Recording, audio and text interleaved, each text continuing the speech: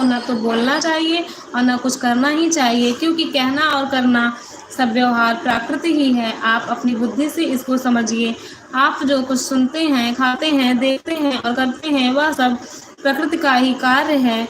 झूठे वाद विवाद करना व्यर्थ है।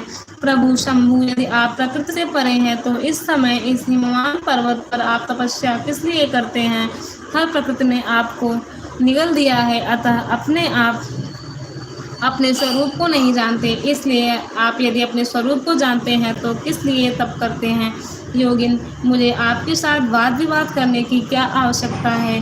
प्रत्यक्ष प्रमाण उपलब्ध होने पर विद्वान पुरुष अनुमानन प्रमाण को नहीं मानते। जो कुछ प्राणियों की ज्ञान इंद्रियों का विषय होता है, वह सब ज्ञानी पुरुषों को बुद्धि से विचार कर प्रकृति मानना चाहिए। योगीश्वर, बहुत कहने से क्या लाभ? मेरी उत्तम बात सुनिए। मैं प्रकृति हूँ, आप पुरुष हैं, यह सत्य है, सत्य है, इसमें संशय नहीं है। मेरे अनुग्रह से आप सगुण और आकार साकार माने गए हैं। मेरे बिना तो आप निरीह हैं और कुछ भी नहीं कर सकते। आप जितेंद्रिय होने पर भी प्रकृति के अधीन हो, सदा नाना प्रकार के कर्म करते रहते हैं, फिर निर्विकार कैसे हैं? हम मुझसे लिप्त कैसे? ब्रह्मा जी कहते हैं, पार्वती का यह शांत शास्त्र के अनुसार कहा हुआ वचन सुनकर भगवान शिव वेदांत मत में स्थित हो उनसे यूँ बोले। श्री शिव ने कहा, कुछ सुंदर भाषण करने वाली गिरजे, यदि तुम सांख्य मत को धारण करके ऐसी बात कहती हो तो प्रतिदिन मेरी सेवा करो, परंतु वह सेवा शास्त्र निषिद्ध नहीं होनी चाहिए।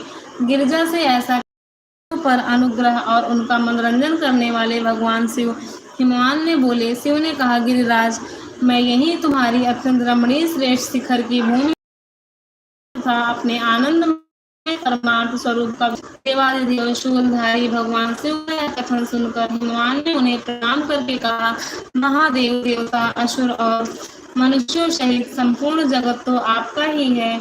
मैं तुच्छ होकर आपसे क्या कहूँ?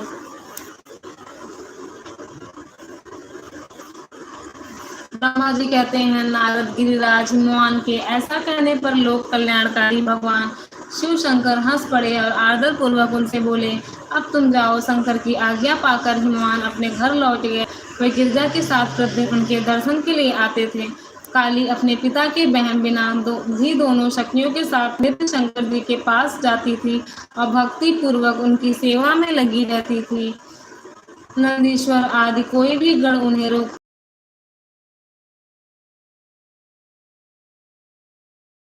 भिन्न सिद्ध होते हैं। उन्हीं शिवा और शिव ने सांख्य और वेदांत मत में स्थित हो जो कल्याण करने गिरिराज के कहने से उनका गौरव मानकर उनकी पुत्री को अपने पास रहकर सेवा करने के लिए स्वीकार कर लिया।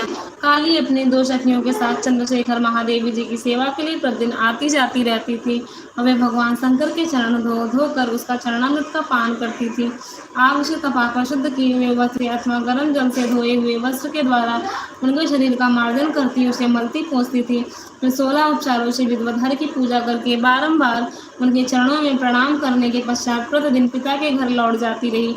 मुनि श्रेष्ठ, इस प्रकार धर्म पारायण शंकर की सेवा में लगी हुई शिवा का महान समय व्यतीत हो गया तो भी वे अपनी इंद्रियों को संयम में रखकर पूर्ववत उनकी सेवा करती रही।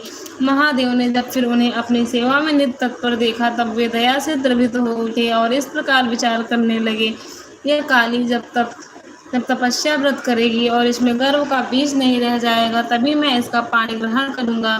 ऐसा विचार करके मन में लग गया, तब उनके हृदय में दूसरी कोई चिंता नहीं रह गई। काली प्रतिदिन महात्मा शिव के रूप का निरंतर चिंतन करती हुई उत्तम भक्ति भाव से उनकी सेवा में लगी रही और ज्ञान पारायण भगवान हर शुद्ध भाव से वहां रहती हुई काली को नित्य देखते थे। फिर भी वे पूर्व चिंता को भुलाकर उन्हें देखते हुए भी नहीं देखते थे। इसी बीच में आज्ञा के कामदेव को वहां आदर पूर्वक कराना चाहते थे। उनका ऐसा करने में कारण यह था कि महापराक्रमी तारकासुर से वे बहुत पीड़ित थे और शंकर जैसे किसी महान बलवान पुत्र की उत्पत्ति चाहते थे। कामदेव ने वहां पहुंचकर अपने सब उपयोगों का प्रयोग किया, परंतु महादेव जी के मन में तनिक भी क्षोभ नहीं रहा। उल्टे हुए उन्होंने कामदेव को जलाकर भस्म कर दिया। मुने तब सती पार्वती ने भी गर्भ रहित होकर